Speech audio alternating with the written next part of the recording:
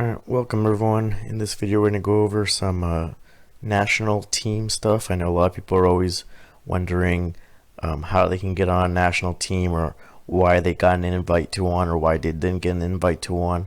So hopefully this video will help clear some of it up, and also let you guys know where you can find this information. So you can go through USAPL.com, but I just know the direct link. And so it's pretty easy to remember. If you want to go to just coaching.usapowerlifting.com, that sends you to this page that goes over all of USAPL's coaching stuff. So here's just the home page. Then you have the USAPL coaching course, where you can find the schedule and you can find who the certified coaches are. Here we got Coach of the Year stuff, regional training centers, and then here finally the last one is teams.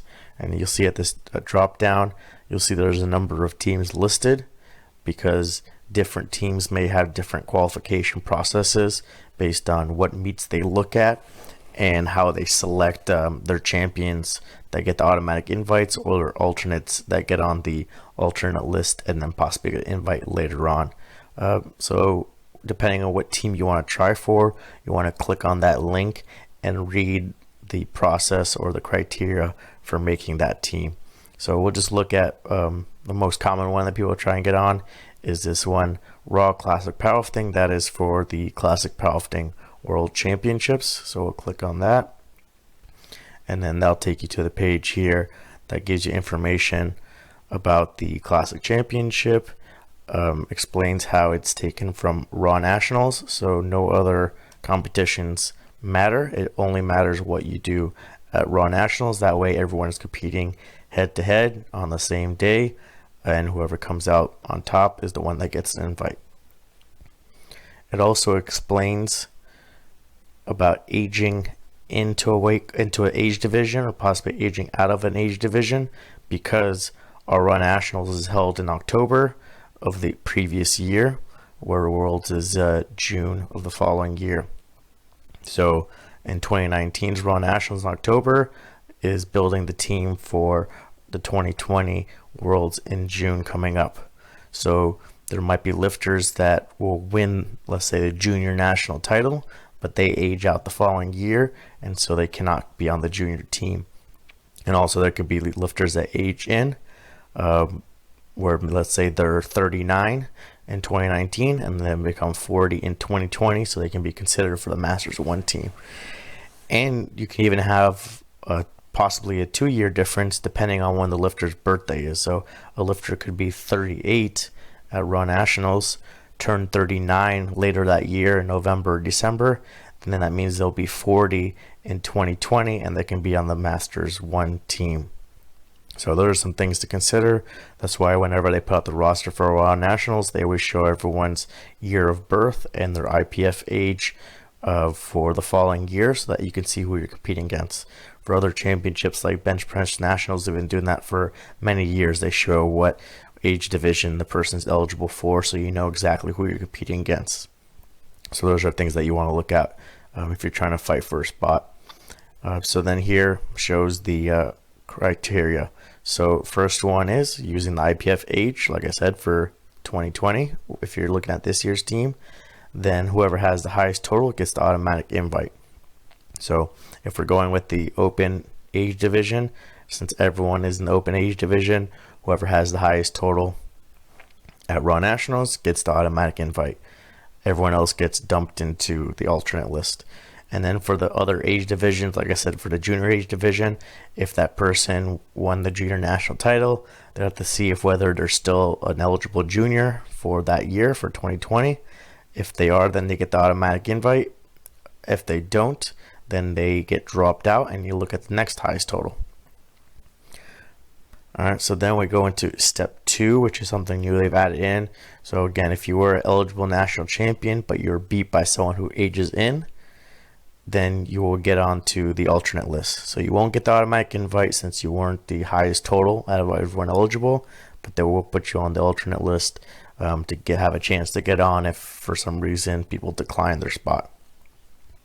Then we go to 3, and this shows the order in which the alternate list is ranked. And the first step is it's based on a 3-year Carpino. So Carpino, basically what it does is it takes your total at nationals and sees how you would have placed at the World Championships. In this case, you take the past 3 World Championships. So you would take 2019, 2018, 2017 results, see how your total at Raw Nationals would have placed at each of those World Championships, and then average that placing out. All right, the body weight that you're weighing at Raw Nationals is not considered into this. It's just what your total would have placed at the World Championship. So you wouldn't go up or down a placing based on your body weight. It's just whatever it is in that weight class. All right, so then we rank everyone by that 3-year average. If for some reason 2 lifters have the same 3-year average, then it goes into the 4-year average. If for some reason 2 lifters have the same 4-year average, it goes into the 5-year average. And then finally, if for some reason 2 lifters have the same 5-year average, then it goes to IPF points. So that's the final tiebreaker. All right, and then that will give us our ranking of the alternate list. So this means that if for some reason a lifter declines their spot, let's say the 105 kilo class, that doesn't mean we have to put in the second place 105 kilo lifter from Raw Nationals in that spot. Okay, we're building the team based on competitiveness across all weight classes and scoring team points for the team placing. So that's why we use this, seeing who would have placed the best at the past 3, 4, or 5 World Championships. It will hopefully give us a good prediction for the future of who will place the best at the upcoming World Championship, and then take that lifter to replace the empty spot so we get the most team points. The caveat to that is that IPF only lets you have 2 lifters per weight class. So once we have 2 lifters in that weight class, then if you're a third person in that weight class in the alternate list, then we can't put you in that weight class. So then it becomes up to the lifter and coach whether to move the lifter up or down a weight class, or to pass on them and go to the next person on the alternate list. All right, so this kind of goes over for Raw Nationals and for Raw World, how you can get the automatic invite and how you can get on the alternate list and where you are ranked on that alternate list. Some other teams that I think people should look at, because this is becoming a increasingly more difficult team to get onto, that you can look at. One would be the bench press teams. All right, so there are a number of bench press teams for both raw and equipped for the various age divisions, so you can see what the qualifying process is for those various teams and see if you have a chance at making those. Bench nationals isn't attended as well as raw nationals, so it might be a little easier to get onto, and sometimes people don't want to spend the money to go all the way to Europe, wherever the World Championship is that year, just for a single lift. So that's a chance that you can get on there. And the other thing would be this NAPF powerlifting and this NAPF bench press. So NAPF is the North American Powerlifting Federation, so it's our regional federation. So basically, instead of going to the World Championship, you would go to the North American Championship. So it's still international competition. You still get international lifters there. You can set world records, all that kind of stuff. It's just the North American Championship instead of the World Championship. Oftentimes, these can be in better locations as far as a vacation destination, having fun, warm weather, ocean, that kind of stuff like that.